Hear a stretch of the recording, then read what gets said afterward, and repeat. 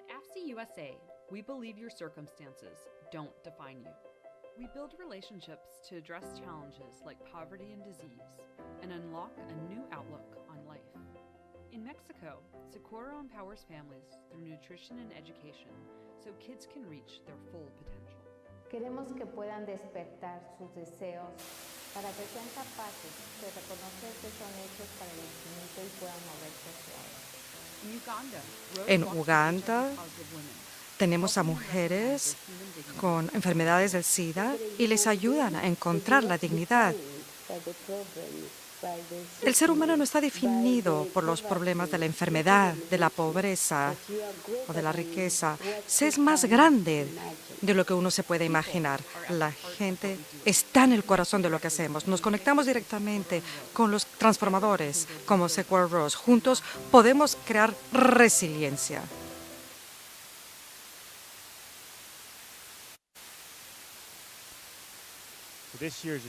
Bienvenidos a la edición especial del Encuentro de Nueva York de 2021. Me llamo Anujit Sarin y yo seré el moderador de este evento que se llama No Solo con Fines de Lucro. Pero antes de presentar a nuestros oradores distinguidos y darles un poquito una idea de lo que vamos a estar hablando, primero quiero agradecerles a AFSI USA por haber organizado este evento y también quiero destacar y agradecer al señor Domenico Fanizza, director ejecutivo del Fondo Monetario Internacional, el FMI, por su participación y por seguir este evento de esta tarde. Y bienvenidos también a todos que nos siguen en línea y que nos acompañan. Seguro que será una conversación muy interesante. Estamos aquí para hablar de cómo esta pandemia está afectando nuestra economía, los negocios, los mercados de trabajo, para pensar acerca de las nuevas políticas y estructuras que debemos considerar para los retos que tenemos delante. Por lo general, se destaca las vulnerabilidades que ya existen en momentos de crisis económicas, retos que tal vez no habíamos enfrentado como sociedad, pero ahora tenemos una mayor urgencia para estudiarlos. Y en ese sentido, nos vamos a ocupar de esto en la siguiente hora, donde los disertantes se van a centrar acerca de sus creencias, de los temas antes de que la pandemia afectara la economía, y luego hablaremos de lo que viene después. Es útil recordar que es un poco la narrativa que nos lleva al 2021. Seguro que están todos enterados que el debate ideológico, la guerra entre el capitalismo del mercado libre y el comunismo, eso se resolucionó hace decenios, a finales de los 80 y de los 90, y de hecho a lo largo de los 90 y del año 2000 estaba la idea de que el capitalismo libre era lo que priorizaba hasta el 2008, cuando tuvimos la gran crisis financiera, el GFC. Y entonces había una idea de que había algún tipo de límite, hasta el punto en que si no hubiera sido por una gran cantidad de intervención por parte del gobierno, por parte del Estado, habríamos posiblemente haber podido una segunda gran depresión en los Estados Unidos. Como país, nosotros elegimos a un presidente demócrata, Barack Obama, pusimos a los demócratas en control tanto del Senado como la Cámara de Diputados, porque eso valora el rol del gobierno en la sociedad, muy distinto de los años 30, 40 y 50. Esto no perduró los 30, 40 y 50. El Partido Demócrata tuvo el control durante mucho tiempo y el péndulo pasó drásticamente de un lado a otro para tener un rol mayor del Estado en la economía. Pero ahora, desde el 2008, en calidad de país, hemos ido y venido, no hay una idea clara de qué se nos avecina. Y de eso precisamente nos van a hablar nuestros oradores, para plantearnos estas preguntas. ¿Qué más podemos considerar y pensar que no es parte de nuestro diálogo hoy día? Les voy a presentar a nuestros oradores. Ciertamente hay biografías mucho más profundas que pueden encontrar y completas en el sitio web, pero voy a presentar a cada uno de ellos según orden alfabético. El profesor Raju Ram Rajan nos acompaña. Es el profesor de servicio distinguido de la Facultad de Finanzas en la Universidad de Negocios de Chicago de Booth. Antes fue el gobernador de la Banca de Reserva de la India desde el 2013 al 2016 y también vicepresidente del Consejo del Banco de Pagos Internacionales desde el 2015 al 2016. El doctor Rajan era el economista principal y director de investigación en el FMI desde el 2003 al 2006. Luego tenemos al doctor Ratna Sahe, que es subdirectora de Departamentos de Mercados Monetarios y de Capital del FMI. Ella escribe documentos de políticas clave y proyectos en áreas de política monetaria, de tasas de intercambio, cuentas capitales, desarrollo, inclusión financiero, género y finanzas.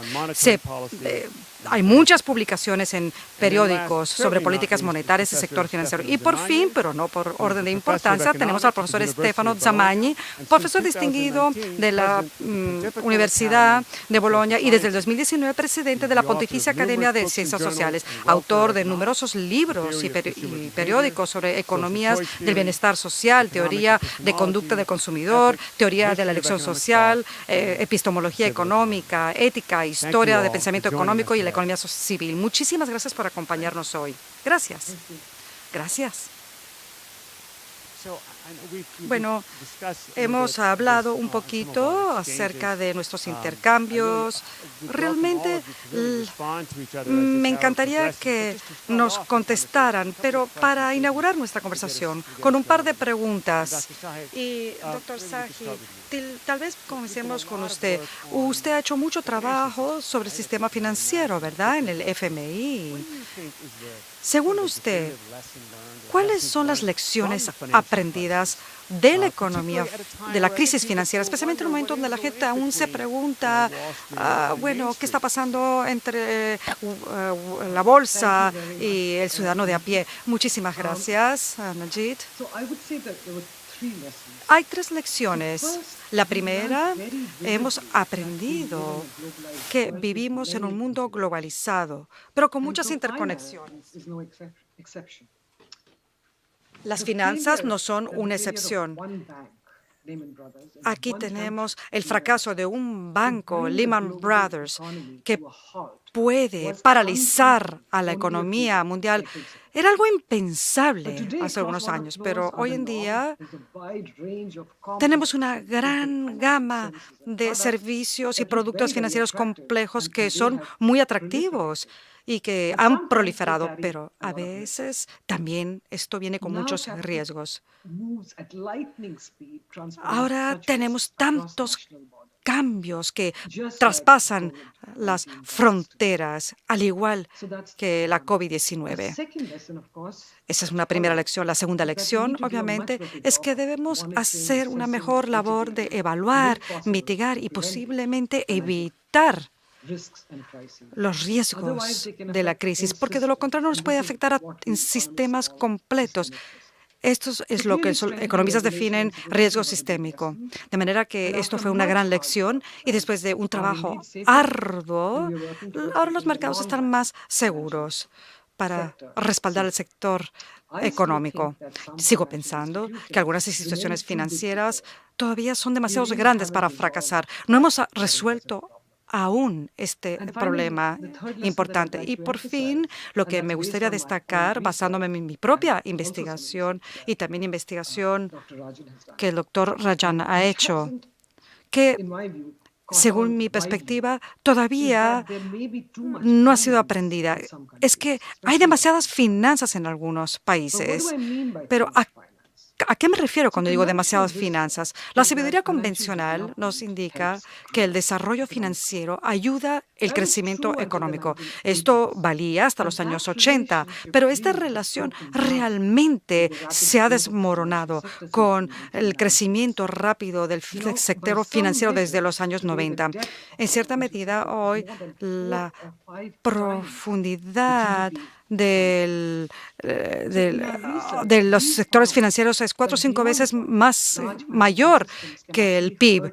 De manera que yo diría que estas son las lecciones financieras. Entonces, hay tres razones posibles. Un sistema financiero que puede aumentar la frecuencia de los auges y desplomes, que puede perjudicar el crecimiento y también aumentar la desigualdad. Otro argumento es de que hay grandes compensaciones en el sistema financiero que, digamos, desvía el capital humano y con ineficiencia de recursos financieros. Y también el argumento de que los sistemas financieros se han convertido demasiado grandes y no solamente son financieros, sino también con una guerra política que recompensa el sistema financiero excesivamente. Esto lleva a un auge de la desigualdad y también explica la desconexión entre Wall Street y los ciudadanos normales. Ahora vemos que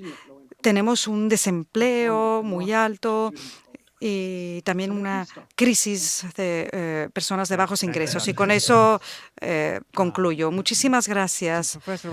Profesora Raja, tal vez podemos pasar a usted ahora. Las lecciones aprendidas de lo que nos ha hablado ahora la profesora Sahay, de la situación de la crisis financiera y también la idea de lo que mencioné antes.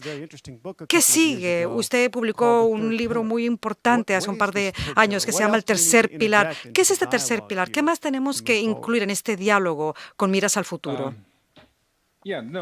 Sí. Gracias por haberme invitado y permítame un poco al hilo de lo que dijo Ratna. Obviamente hemos tenido grandes problemas que han surgido en el mundo los últimos 20 o 30 años. El más importante es la desigualdad, tanto dentro de un país como fuera de las fronteras. Hay demasiadas personas que no pueden beneficiarse de las oportunidades que el sistema capitalista ofrece.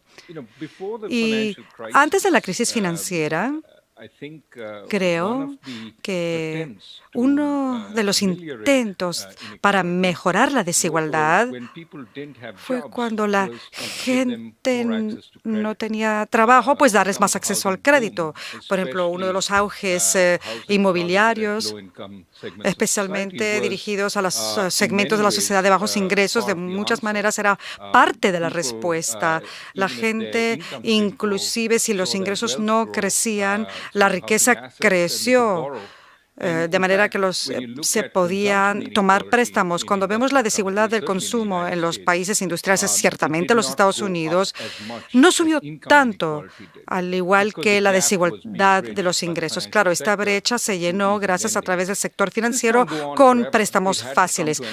Esto no podía perdurar, tuvo que llegar a un final y llegó al final con la crisis financiera. Pero yo creo que desde entonces hemos descubierto que hay muchos tipos de desigualdades, no solamente la típica desigualdad en la sociedad a través de diferentes segmentos de clases. También en países industriales hay una desigualdad profunda de lugares exacerbada por desarrollos tecnológicos que hacen que sea mucho más valioso estar en una megaciudad como Nueva York, San Francisco y no en un pequeño pueblo lejos. Luego, la desigualdad de lugares se ha concretado en la desigualdad de oportunidades también, lugares que han perdido, por ejemplo, la manufactura como resultado de la falta de comercio, o lugares que han sido arrasados por la desesperanza, donde las escuelas se deterioran, hay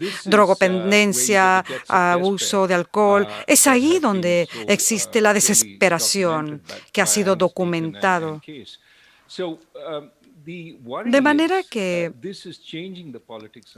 esto cambia la política de los países industrializados considerablemente, pero también el cambio de políticas de muchos mercados emergentes.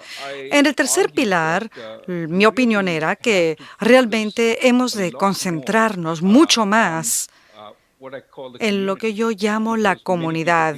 Claro, muchos piensan en las comunidades de distintas maneras, pero hablemos de lo que la mayoría de la gente considera la comunidad, un lugar donde la gente se reúne para crear instituciones locales, tales como excelentes escuelas, un entorno seguro para que los niños crezcan y se eduquen. Lo que yo digo es que tiene que haber atención hacia la comunidad, ese tercer pilar. Si queremos que la gente realmente participe en estas otras dos comunidades de manera efectiva, es decir, la economía de mercado, el aspecto económico y el gobierno o el lado político.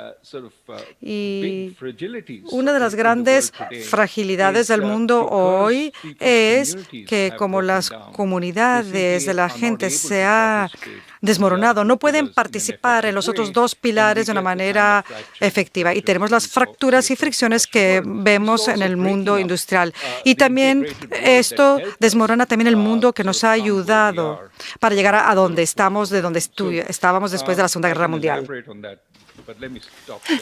De manera que yo puedo elaborar sobre esto, pero permítame detenerme aquí y escuchar de Samañi.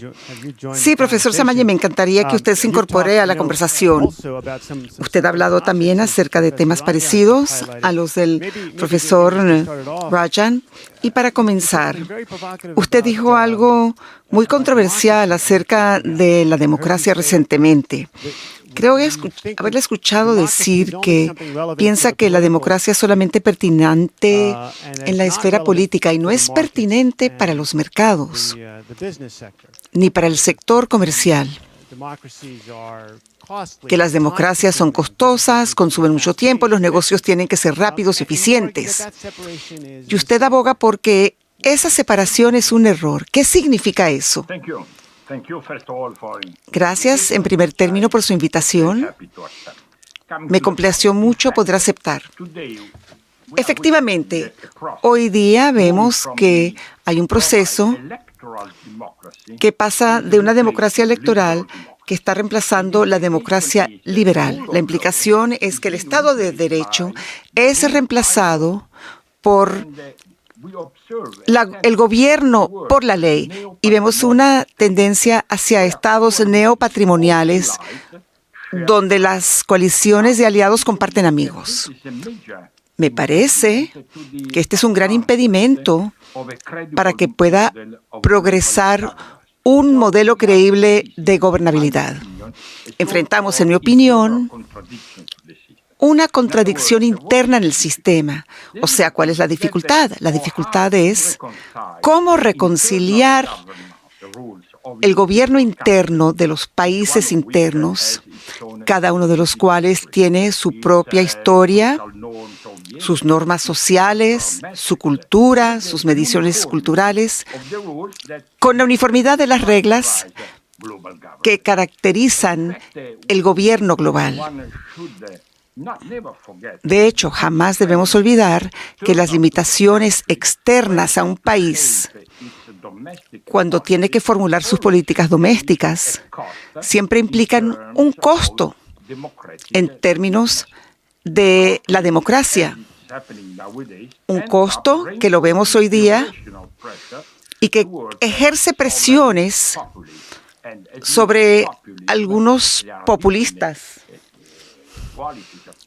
Pero hay diferentes tipos de populistas, pero han surgido en muchas partes del mundo. Por lo tanto, existe la pregunta entre escoger el concepto alterno del gobierno económico global, que ha sido denominado, para utilizar los papeles de mi colega, que primero la globalización que aumenta el gobierno global y luego la democracia que aumenta el gobierno global. La idea básica de que la democracia aumenta el gobierno global es que cuando se comienza a establecer las reglas en una red transnacional, y desde este punto de vista el papel de las instituciones como el Fondo Monetario Internacional y otros, es necesario, en mi opinión, incluir entre los objetivos que debemos perseguir no solamente aumentar la eficiencia en la adjudicación de recursos, que es obvio, sino también mejorar la economía, pero también aumentar la base democrática. Es cierto que la globalización ha enfrentado esta crisis negativa respecto a los derechos humanos y la libertad, pero también restringe la fase, si no se corrige, de los derechos positivos humanos, a saber, la libertad de lograr lo necesario. Entonces, me parece que hoy día tenemos que estar atentos a nivel internacional porque nuestras instituciones pueden desempeñar un papel importante en arreglar la gobernabilidad, no solamente indicando las reglas que se deben implementar, sino también utilizar lo que nosotros llamamos en mi país un índice de la comunidad para poder evaluar el mérito de las diferentes propuestas que se están postulando. Me parece a mí que esto se puede llevar a cabo, porque no se ha escrito en ningún lugar que las economías o la ciencia economía deben solamente dedicarse a la eficiencia. La eficiencia es importante, pero no es solamente lo importante, la libertad es importante. ¿Y por qué dejamos otros valores a otros campos? Porque no están conectados con las reglas del juego de la intervención o intervencionismo. Me parece que presentarlo en estos términos, quizás soy demasiado optimista, pero posiblemente podría abrir una nueva visión. Profesor, ¿podría añadir usted a sus ideas sobre lo que usted llama una economía cooperativa? Usted atisbó esto en sus comentarios. Sí. Italia también se conoce como un país, aunque los movimientos cooperativos comenzaron en Inglaterra y en Francia. El primer esfuerzo para la cooperación se estableció en Inglaterra en 1884 y en Italia 10 años después. Pero es cierto que una cooperativa desempeña un papel importante en Italia, así como en otros países europeos. ¿Por qué? Porque es obvio que jamás necesitaríamos una cooperativa solamente sobre la base de la eficiencia, porque existen muchas otras formas de empresas que podrían prosperar, pero se ha visto que las cooperativas son importantes para crear una comunidad. Leí el libro de Rajan, que también se tradujo al italiano, y él tiene razón. Lo que hemos de hacer es pasar de un modelo con dicotomía social a un modelo de tricotomía, o, como preferimos denominarlo en Europa, organizaciones de la sociedad civil. Pero esta expresión es la misma que la comunidad. Pero la comunidad necesita instrumentos para poder erigirse. Las empresas cooperativas son uno de esos instrumentos. No es solamente el único instrumento, pero es uno posible.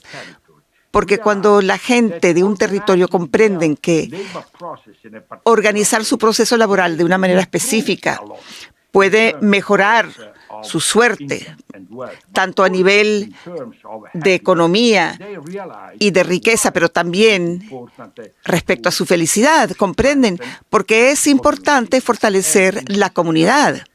Y en este sentido, las empresas cooperativas están realizando un trabajo específicamente el año pasado y este año, enfrentando el desastre de la pandemia. Si no tuviésemos cooperación en Italia, sería un desastre, porque se salvaron muchas vidas debido a la manera específica y debido a la modalidad específica de la organización de este tipo de empresa. Y yo me permite añadir algo respecto a lo que dijo el profesor. Me puedes llamar Stefano.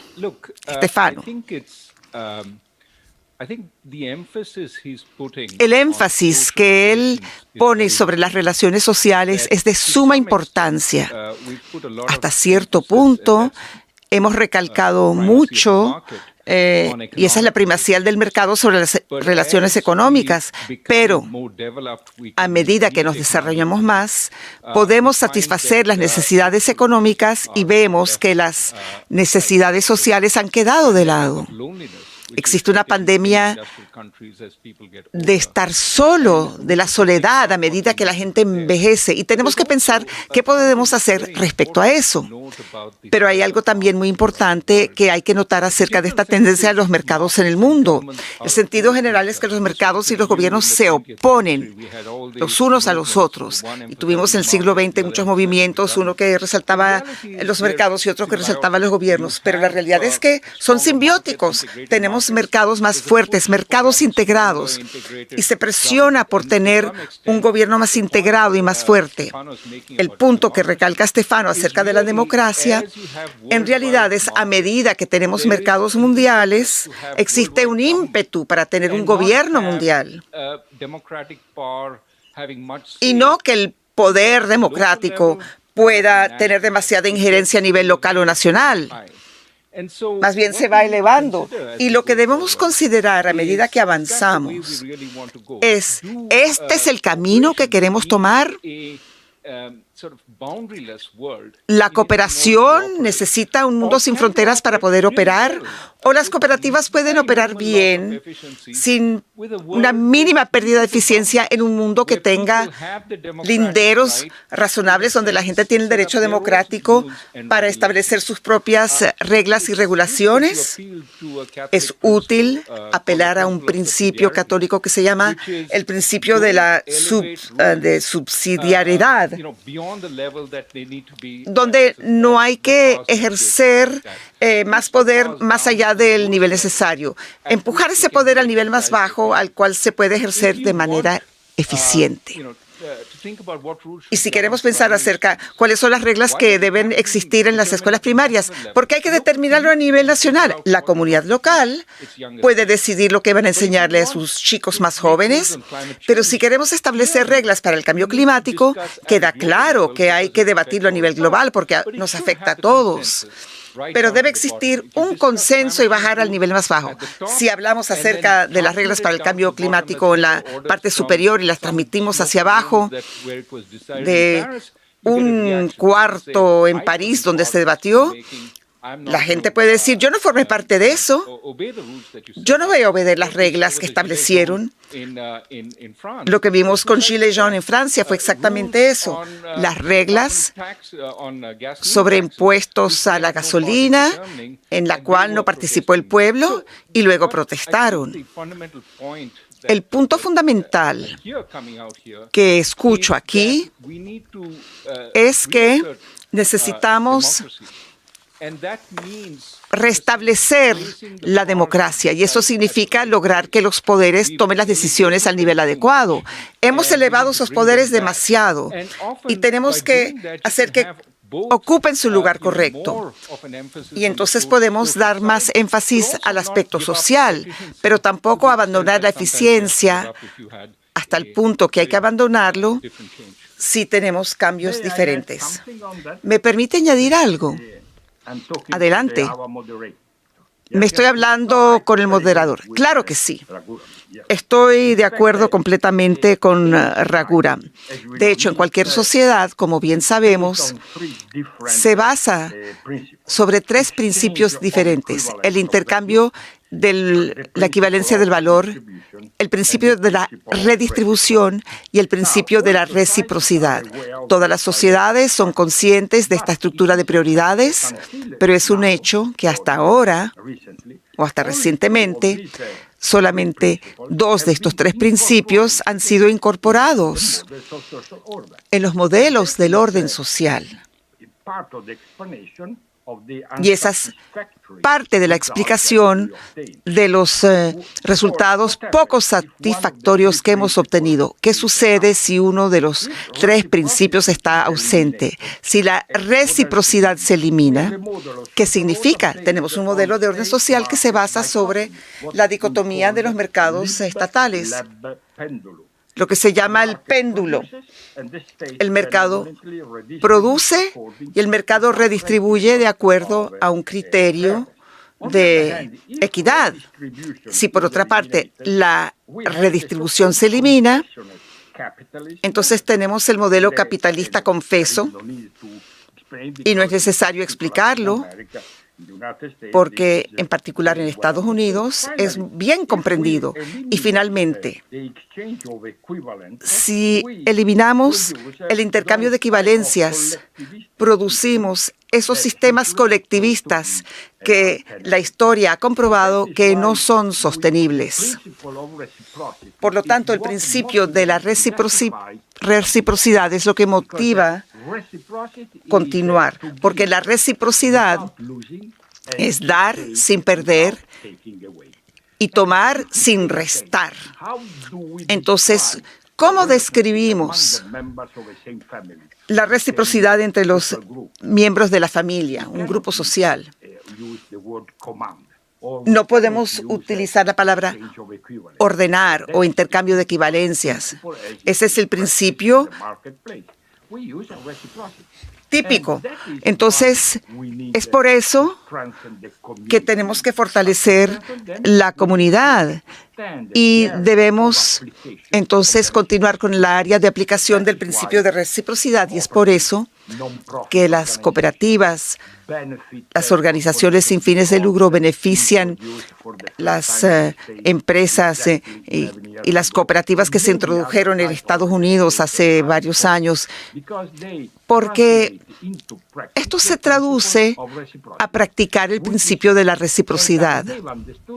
Y jamás comprendí por qué en la economía de las corrientes aceptadas, el principio de la reciprocidad jamás se menciona, porque la visión típica de un economista es estar con el Estado o con el mercado y olvidándose ese tercer pilar. Y eso es algo que yo espero que en el futuro cercano va a cambiar, porque en mi opinión no podemos continuar por este camino. Doctor Sahai, quizás quisiera saber lo que usted piensa también acerca de lo que se ha dicho. Estamos hablando aquí de lo que necesitamos, que son más políticas para apoyar este énfasis en la comunidad, la subsidiariedad, o es más bien un paso cultural, como una postura diferente o actitud, un sistema de valores. ¿Qué piensa acerca de esto? Bueno, pero esta pregunta es para todos ustedes. Bueno, a ver, permíteme decirte que yo estoy totalmente de acuerdo con lo que Stefano y Ragum ha dicho. Y yo estaba escuchando un discurso de Norina Hertz y estaba realmente conmocionada al escuchar algunas cifras, como durante la pandemia, por ejemplo, la mitad de los países aquí, por ejemplo, 60% de las personas en residencias que no pueden recibir visitas, 1 de cada 5 personas en el trabajo no se ha visto con un único amigo. Lo que quiero decir es que realmente es algo que nos ha afectado a toda la comunidad. Pero volviendo a su pregunta acerca de política y cultura, o sea, según yo, las dos interactúan. No están separadas, pero trabajar para una institución política, yo creo firmemente que las políticas pueden transformar la cultura. Yo sé que puede sonar un tanto difícil, pero saben que a veces no se requiere tanto tiempo, ni siquiera. Y lo realmente importante, lo que yo he observado y he leído y he visto, es que tanto a nivel público y privado, los líderes, por ejemplo, les daré un par de ejemplos. Esther Duflo, del premio del 2019, realizó estudios con implicaciones de la importancia del género y en toda la comunidad. Se descubrió que la exposición de la percepción de líderes mejoraba y que podemos tener estereotipos entre roles de género. Las mujeres, por lo general, se aferran a sus principios. En la India, en cambio, todavía nos queda mucho por hacer. Y les voy a dar un ejemplo del sector privado. Por ejemplo, Unilever reconoció que las mujeres solamente representan un pequeño porcentaje. Luego, las Naciones Unidas habló de estereotipos no realizados, hablando de Facebook, Alibaba, Microsoft. Ellos se unieron porque se dieron cuenta que hay un negocio en los que hay que centrarse. Y por fin, simplemente quiero hablar de mi propio sector porque me lo tomo muy a pecho. En la economía hemos descubierto que inclusive el prejuicio de género es perjudicial para la agenda económica, pero para todos estos temas han recibido muy poca atención. Recientemente hemos tenido datos sobre este factor en los últimos 10 años y lo que hemos descubierto es que solamente un 0,2%, prácticamente cero, hay casi 800 artículos sobre este problema. Y recientemente la Asociación Economía publicó 9,000 documentos que casi 50% de mujeres tienen trabajos poco importantes. Sus colegas desempeñan cargos más importantes, entonces de género masculino. Lo que vemos es simplemente una cultura no aceptable. Yo estoy convencida de que inclusive la discriminación se puede superar. Esto también tiene que ver con los directores generales que realmente nos inspiraron mucho para trabajar más contra la discriminación.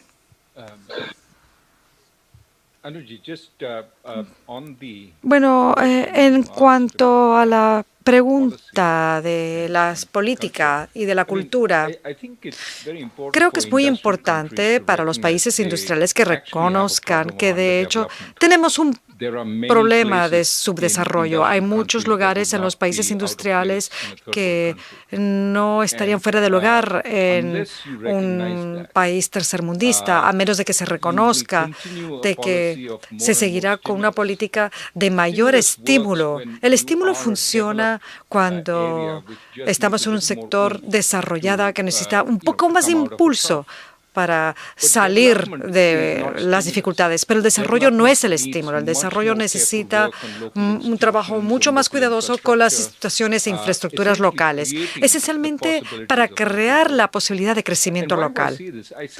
¿Por qué lo digo? Lo digo porque el establecimiento político de los Estados Unidos todavía parece no reconocer. Piensen en el debate de Washington hoy día. Por un lado, la Fed realmente quiere poner el pie en el acelerador y sin importar lo que ocurra, tenemos un mercado burbujeante que crea condiciones, bueno, de los que no quiero ni hablar, pero quiere poner el pie en el acelerador. Muy bien. Pero del lado fiscal tenemos gasto. ¿Y qué significa esto? La ley CARES fue muy importante al proporcionar alivio a los hogares y a las compañías, pero naturalmente, como ya se ha dicho, hay muchos hogares, especialmente en los sectores de altos ingresos, que tienen mucho dinero y no lo están gastando. Tenemos que tener mucho cuidado en la siguiente etapa de gastos. de tener mucho más cuidado hacia los que no tienen empleos, las pequeñas empresas que necesitan ayuda. Pero no puede ser otro cheque así en blanco, escrito para todos, independientemente de las necesidades de dinero. Y lo que vemos aquí es este tipo de políticas que disminuye el espacio para las políticas necesarias, que aborda mejor los sectores dejados atrás. Ahora, por ejemplo, fuera de mi ventana tengo vistas de Hyde Park, que ha sido asolado por la oleada anterior de la desindustrialización de los 70 o los 80, o son las nuevas comunidades que han sido donde la comunidad manufacturera ha sufrido, según el lenguaje económico que ha sufrido el shock chino. ¿Cómo no se puede tener una banda ancha en esta parte de la economía? Las buenas nuevas de la pandemia es que podemos difundir la actividad económica ampliamente. Muchos de nosotros hemos descubierto el trabajo a distancia, pero tal vez muchas personas van a regresar a sus oficinas en las grandes ciudades, pero hay muchos trabajos que se van a poder hacer 4 días a la semana o yendo un día a la semana a la oficina. Esos lugares que se han quedado atrás pueden crear la posibilidad de que la gente vaya y se quede ahí si tan solo mejora la infraestructura con mejores parques, mejores bandas anchas para que la gente pueda trabajar a distancia, y luego los trabajadores van a poder trabajar ahí y difundir los frutos económicos en todo el país. Tenemos que pensar en nuevas maneras de difundir la actividad, haciendo que el capitalismo funcione para un mayor número de personas, tal vez con organizaciones de cooperativas de las que nos mencionaba Stefano.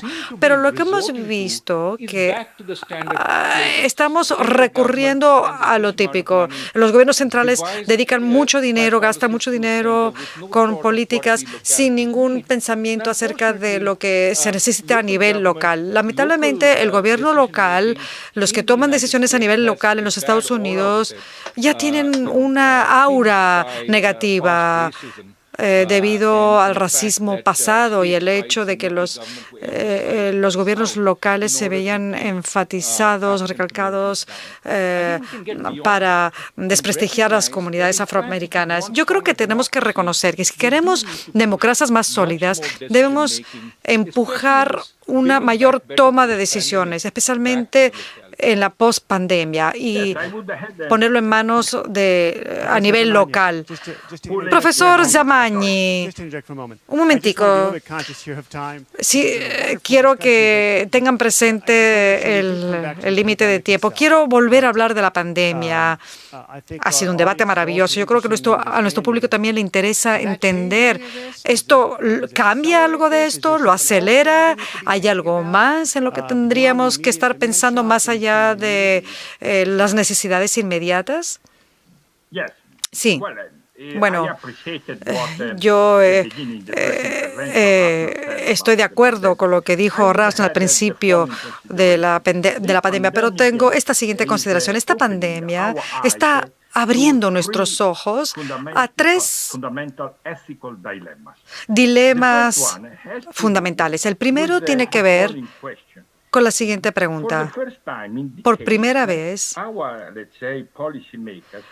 nuestros creadores de políticas ven que hay una compensación entre el costo epidemiológico, es decir, la vida, y el costo económico, es decir, medios de mantenimiento. Entonces, las 3 preguntas principales. ¿Cómo diseñar políticas inteligentes que sean eficaces en reducir la difusión de la enfermedad y al mismo tiempo minimiza el costo económico? 2. ¿Qué tan grande es este sacrificio, sacrificio económico y preservar los medios de mantenimiento? ¿Y quién debe de asumirse el costo económico? Pero para contestar esas preguntas necesitamos una fractura de pandemia de distribución, donde haya un coste justo relacionado con estrategias fiscales a lo largo de diferentes tipos de trabajadores y familias. Y esto aún no se ha hecho. Después de más de un año desde el comienzo, debo recalcar que no debemos olvidarnos de la dimensión típica, sino de la profesión económica en general. No ha podido plantearse la pregunta, ¿quién debe asumirse el costo? El hecho es de que estamos observando estos días con el efecto de la vacuna es que el cargo del costo se lo asumen los países pobres, los pobres. Por eso es que tenemos las desigualdades y que seguramente aumentarán. Y además de esto, tenemos el otro dilema ético, es decir, ¿cuál es el criterio a ser adoptado en la distribución de los recursos escasos? Ya sabemos la historia de la vacuna, etcétera. Hasta ahora tenemos una sigla, el coste de vida ajustado en base a calidad de vida. Todos lo dan por asumido, porque esta sigla viene directamente del utilitarianismo. Yo no acepto la filosofía utilitaria y hay muchas razones de ellos. ¿Por qué yo debería imponerlo? ¿Por qué deberíamos imponerlo a los hospitales la decisión? Y es una verdadera pregunta, porque Calix le presta atención, o sea, que a la idea que deberíamos dar la vacuna a quien producen más. Si se es menos productivo que otros, por ejemplo, porque se es mayor que otra persona, pues entonces no puedes tener la vacuna.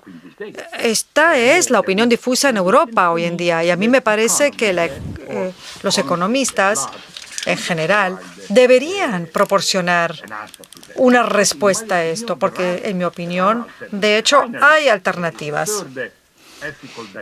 Y luego, en tercer lugar, el dilema ético. Se habla acerca de los encerrones óptimos, pero eso es ridículo.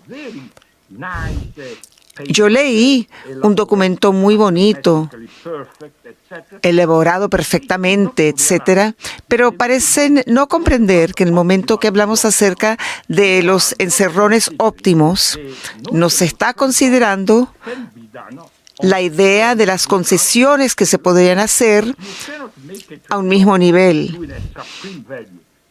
Pero no se puede hacer entregar ciertos valores, por ejemplo, como salvar una vida humana, comparado, por ejemplo, con mejorar los ingresos.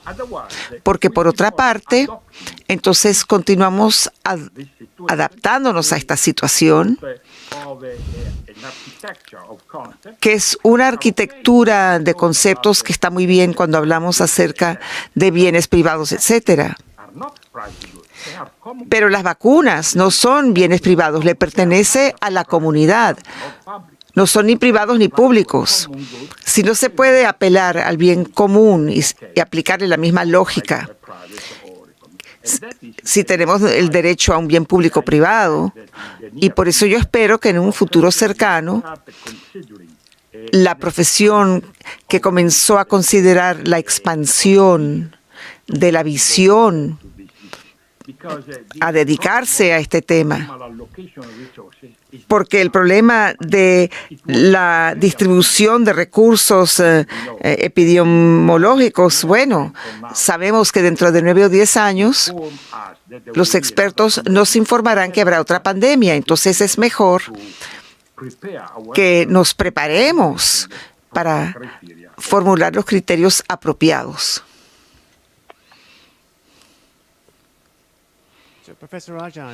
Profesor Rajan y doctora Sahai, ¿tienen alguna idea de cómo cambian las pandemias aquí o cuáles son los cambios duraderos que posiblemente quisiéramos ampliar?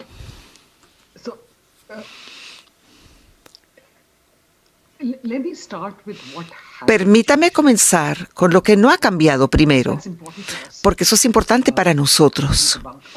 Es importante reflexionar sobre ello. ha habido ciertas tendencias subyacentes. Hemos hablado acerca de la desigualdad y también el cambio climático y la tecnología distributiva que mencionó Rajay.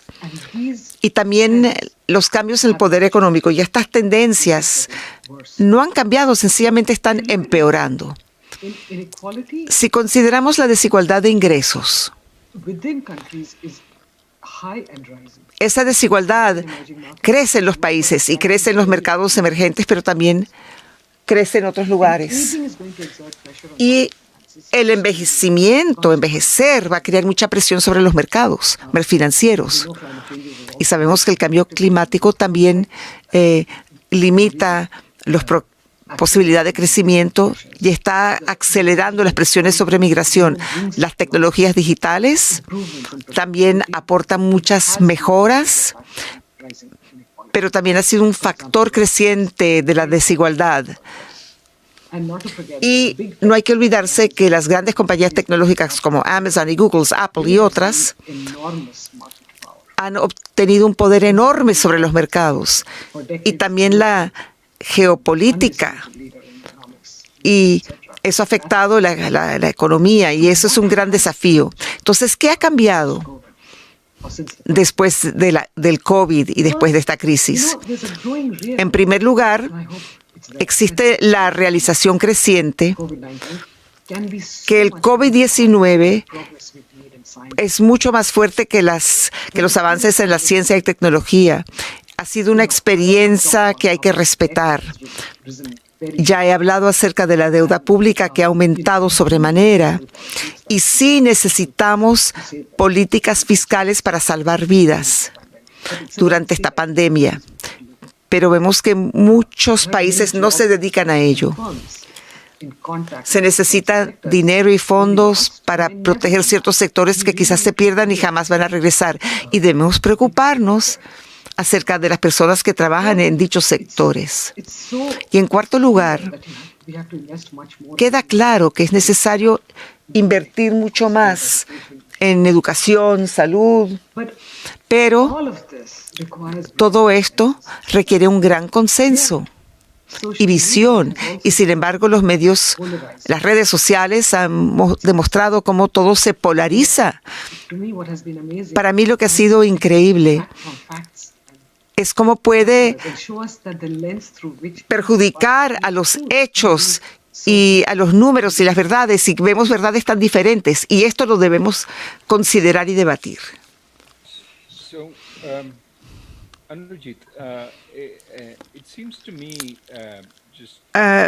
Me parece a mí, después de escuchar esto, que esta dinámica ha sido devastadora en los países industriales, pero para retomar el punto de Stefano, es mucho peor en los países en vías de desarrollo y los mercados emergentes. Hemos visto el espectáculo de los países industriales que están acaparando las vacunas. Espero que esta es una respuesta inicial y que luego exista una respuesta más moderada para compartir las vacunas, porque sabemos del trabajo de los expertos en epidemias. Si estas epidemias crecen sin pararlas, entonces esto luego no sabemos lo que vamos a ver si las vacunas ya no nos protegen, porque no sabemos exactamente cómo funcionan las vacunas y en contra de qué. Y esto necesita una cooperación global.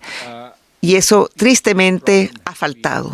El problema clave ha sido que el liderazgo de Estados Unidos no ha existido, y sí existe la esperanza de que Estados Unidos se reimponga nuevamente en proporcionar y organizar los bienes públicos mundiales. Pero esto hay que hacerlo en una orden de magnitud diferente de lo que se consideró antes.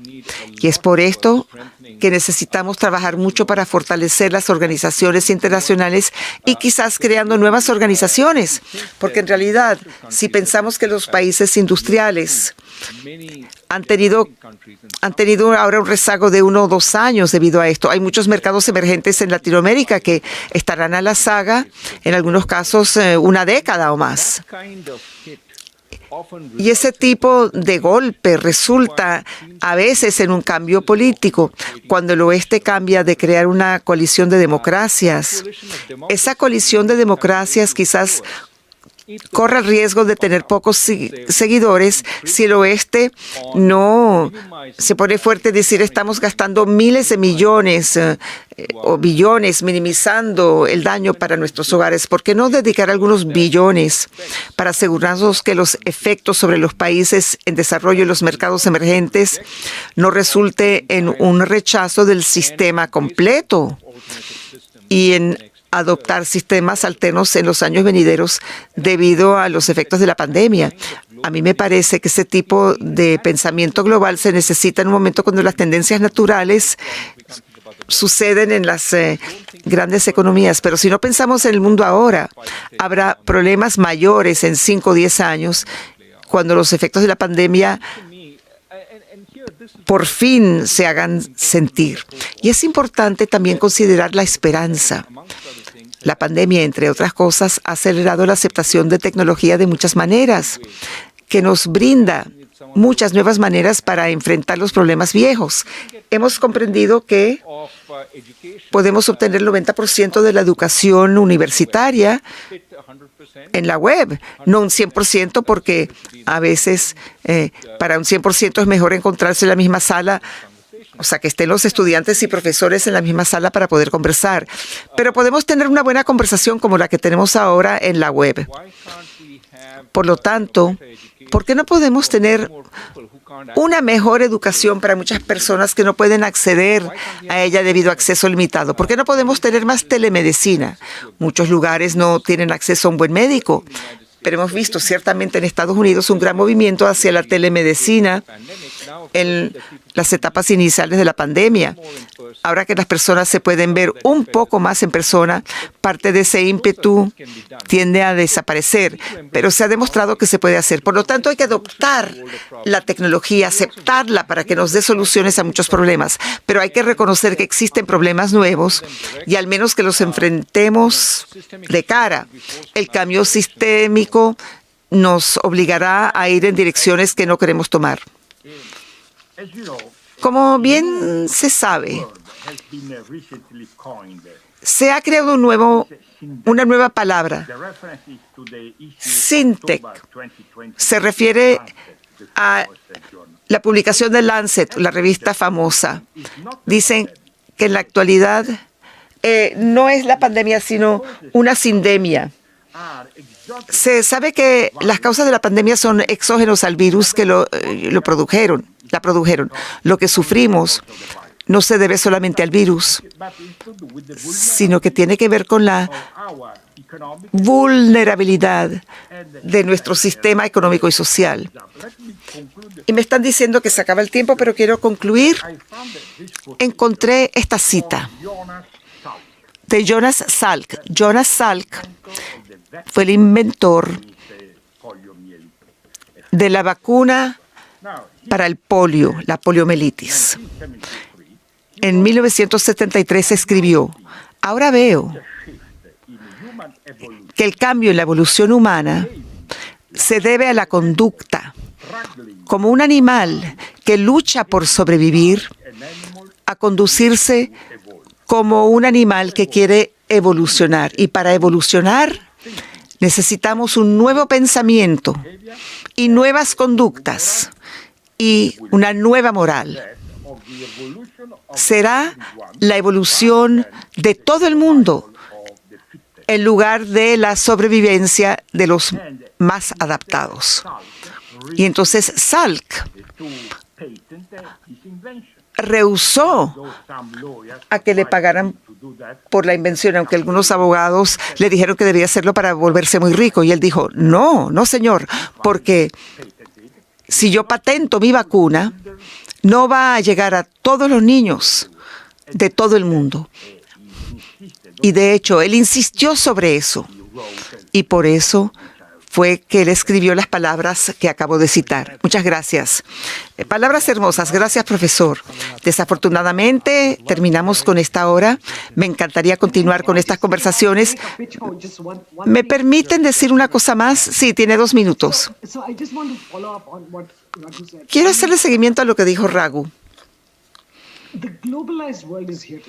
El mundo globalizado ya está aquí. Esto continúa a través de las fronteras nacionales. Y lo hemos visto en esta crisis. Nos ha quedado claro que al final todas las naciones tienen que trabajar juntas para encontrar soluciones.